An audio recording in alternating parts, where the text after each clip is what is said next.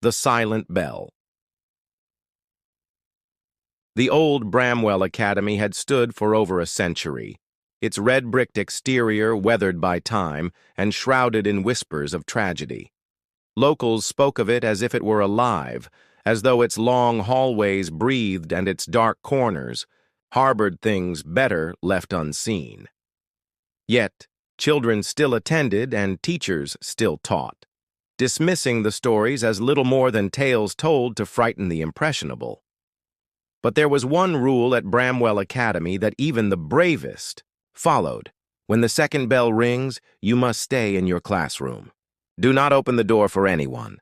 Emma Jennings, the new English teacher, had been warned about the rule during orientation.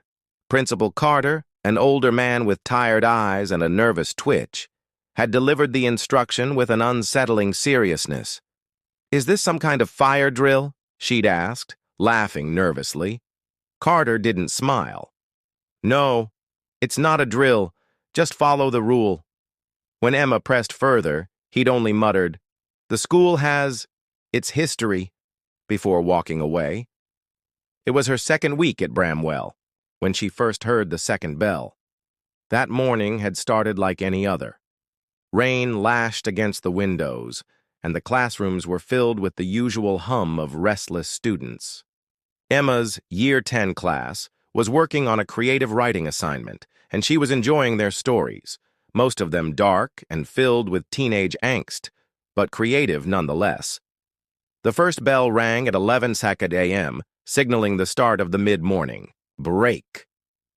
Students rushed into the hallways, their laughter echoing down the corridors. Emma stayed behind, tidying her desk and sipping her coffee, when an eerie silence suddenly settled over the school. Then it came, the second bell. It wasn't like the usual cheerful chime.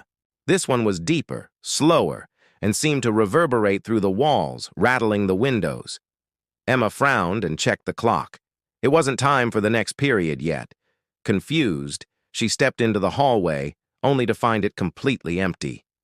The laughter and chatter of students were gone, replaced by an oppressive stillness. A prickling unease crept up her spine as she noticed the classroom doors had all been shut.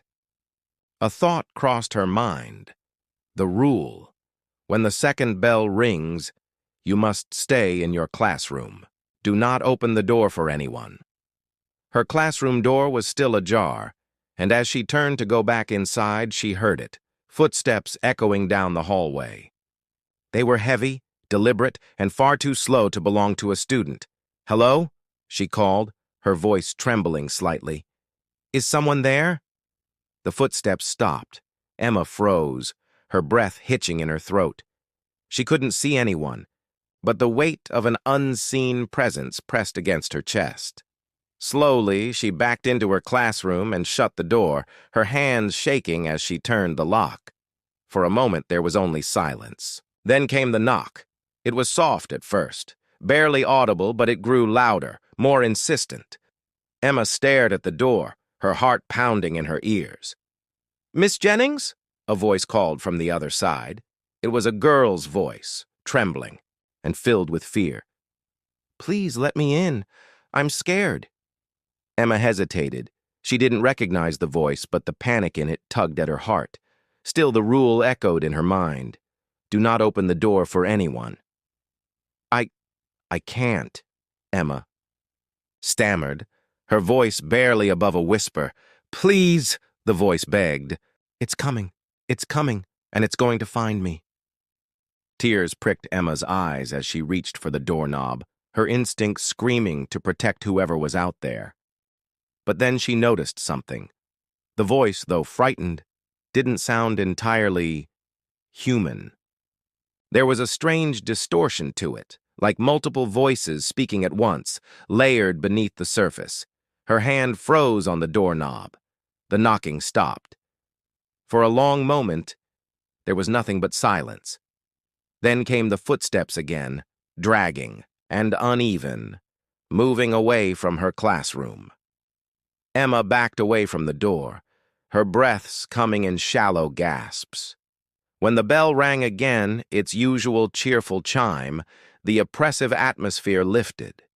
Students spilled into the hallways, laughing and chatting as if nothing had happened. Emma opened the door cautiously, her eyes scanning the hallway for any sign of the figure she'd heard, but there was nothing unusual. "Miss Jennings, are you okay?" One of her students, Sarah, asked, noticing her pale face. "I'm fine," Emma lied. "Let's get to the next lesson." But she wasn't fine. For the rest of the day, she couldn't shake the feeling of being watched, of something lurking just beyond her sight. That night, unable to sleep, Emma decided to do some research. The principal's vague warning and the strange event during the second bell had left her with too many unanswered questions. She dug through old news articles and local forums, piecing together a chilling history. Decades ago, a fire had broken out at Bramwell Academy.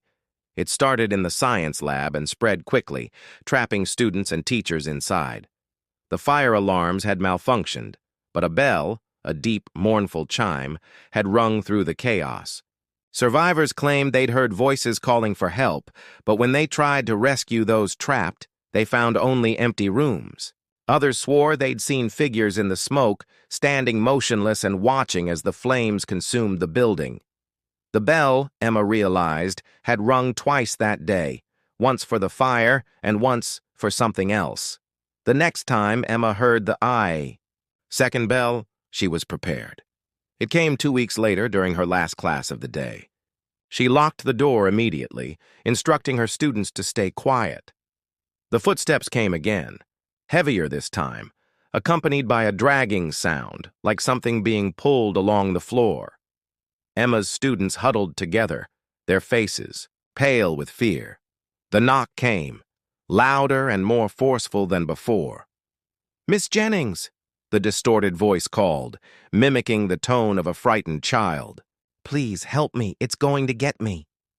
Emma stood frozen, her back pressed against the door. She didn't respond, didn't move, until the voice stopped. But then a new sound emerged, scratching. Long, deliberate scratches that carved into the wooden door, as if whatever was outside was trying to claw its way in. "Stay quiet," Emma whispered to her students, her voice trembling. The scratching stopped suddenly, and the footsteps began again, moving away. But before they faded completely, Emma heard a whisper, low and guttural, echoing through the room.